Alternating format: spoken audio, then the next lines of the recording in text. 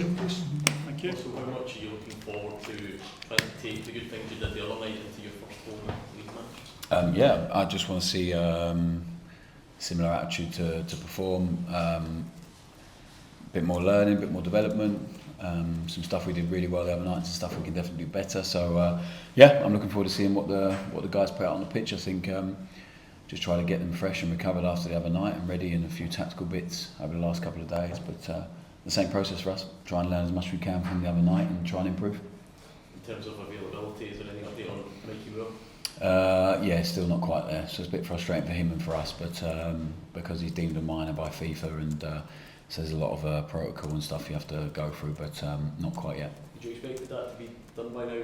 That would be a frustration? I don't know, I think it can take a little while. I mean, he's 18 in 7 days or something like that, so it'll be available then for us, so we might have to wait till then, but hopefully we'll get him ready for Tuesday, hopefully.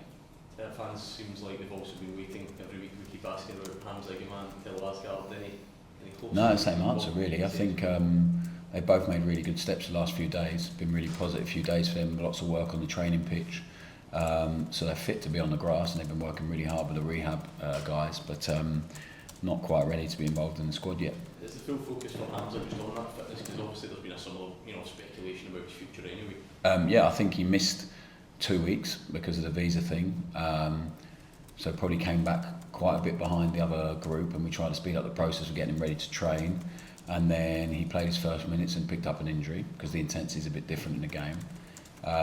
So now we have to get him really ready to actually perform and not risk being injured again. But in terms of the speculation stuff, we've not had any bids for Hamza, and he's a really good lad. He's really got on with it and working really hard with his English and everything else. So yeah, just needs to get fully fit, I think. Also, just looking at the squad as a whole, how much business do you hope to still maybe be able to do in what remains of the window? I think that, yeah, we're really strong in some areas now, we're less strong in others, and then we have to be ready if anyone moves on as well. So I think it's the same thing. I think we'll try and improve the squad wherever we can. I think we've really sort of drilled down to a couple of key areas we need to make sure we have strength and depth in, and we'll do it when it's right for us, I think, when we have the right people and the right time for us. So yeah, I don't think we're done. I don't think we're done by any stretch of imagination, but also don't envisage there being another 6 or 7. So it'll depend on who goes out as well at some time. But yeah, I think we still need to strengthen a few bits. What areas do you think could require a bit more depth, perhaps? Or? Well, you'll see in the next few weeks, I would have thought.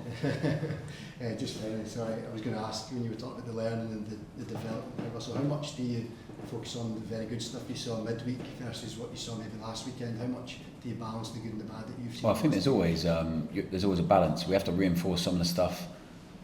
So from Saturday to Tuesday, there was a lot of improvement in a lot of areas. So you have to reinforce the good stuff, but then it's also our job to be really demanding of the guys and make sure that they understand there's still a lot that we can do better.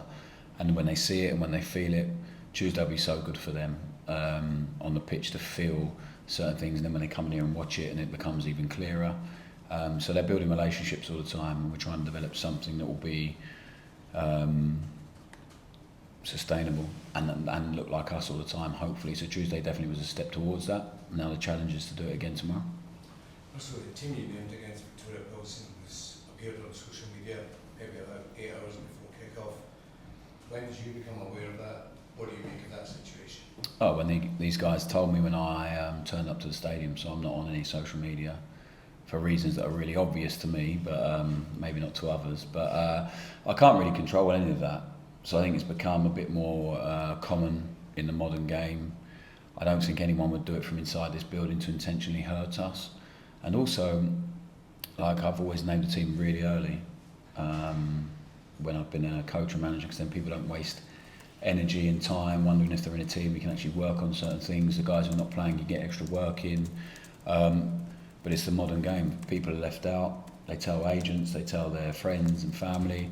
Then somehow it gets to you guys very quickly.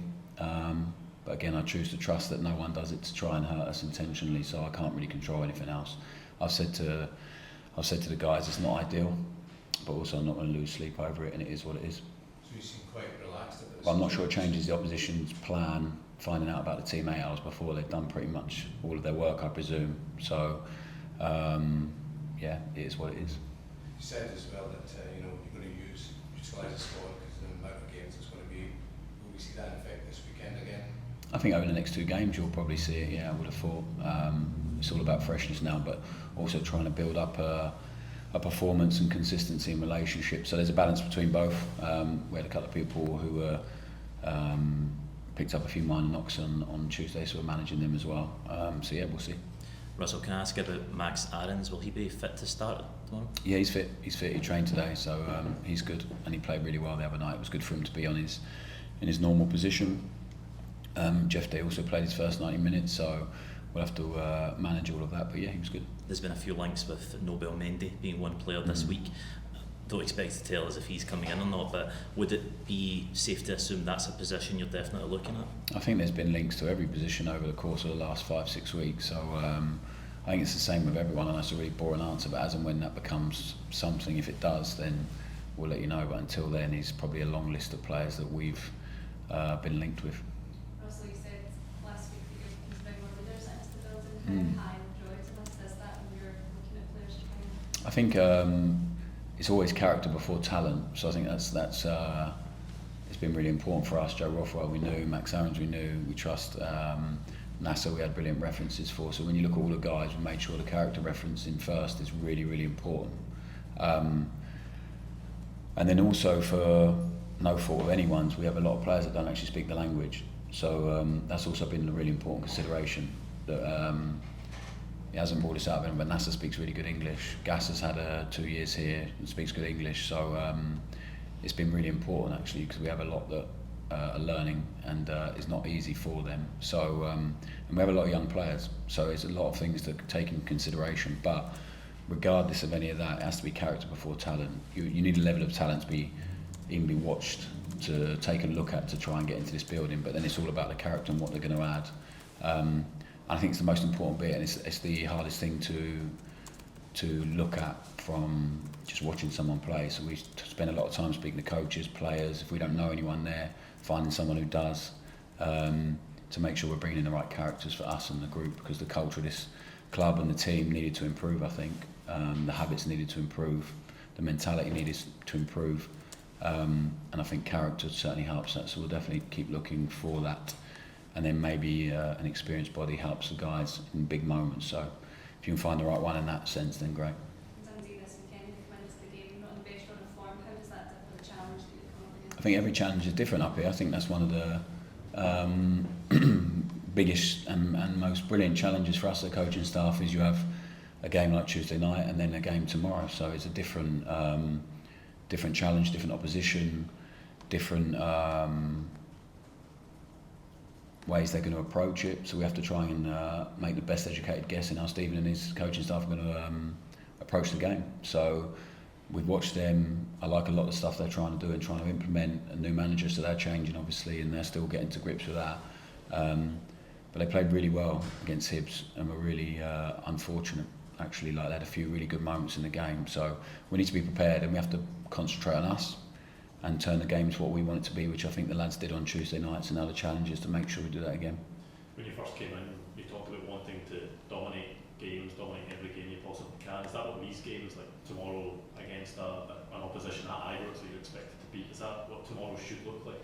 No, I think we need to get to a point where we expect that against anyone and everyone at Ibrox. But you don't just get given that. You have to earn the right, you have to earn respect, you have to earn a bit of fear. And we certainly do, because against Motherwell we didn't scare them enough, we didn't earn the right to really play our own game, to do it in our way. So you have to earn that first and foremost by being really aggressive, really front foot, be really brave with the ball. And on Tuesday night we did all those things, and we earned the dominance that we had in that game, and we have to do the same again tomorrow. So the problem with this in the last few years, and we've touched on this yourself, been the ability to get up for big European games, big occasions, but then maybe struggle with the kind of bread and butter games. First of all, do you find that kind of hard to fathom, and also is tomorrow the perfect opportunity to show that won't be the case this season?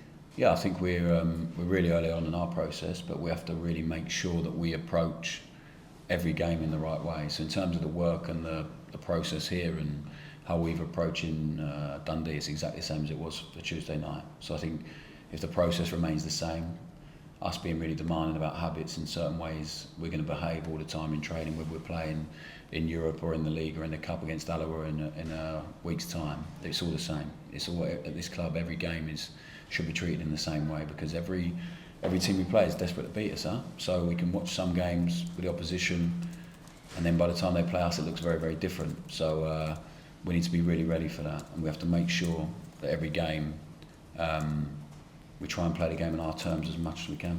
I spoke to Oliver Russell just before you came in there. He's reflecting on what was a kind of crazy few days for him. Does that, just about how he goes into the game, performs, wins a penalty, has the assist, plays his part, does that kind of sum up the kind of character and the mentality you're looking for? Yeah, definitely. So he came really highly recommended by Dan and Kevin, and then we watched him a lot and spoke to a lot of people that we know that have either played with him or worked with him, and they all said the same thing, that they just don't see it being a problem with his mentality. So I was really pleased with what he did, and even like the bit of learning at half time, like we spoke about after the game, was really fantastic. So he's a really confident boy, but in a really nice way, and I think you need that here. So I expect him to have the same. There's been you can't have a time for then a dip. You need to carry on now. He really set a standard early on that he needs to maintain. It's the same for a lot of the guys, and we need to push them and make sure they keep doing it. And it's going to be consistency, I think, in behaviour, in performance, in effort, that will mean that we keep improving all the time.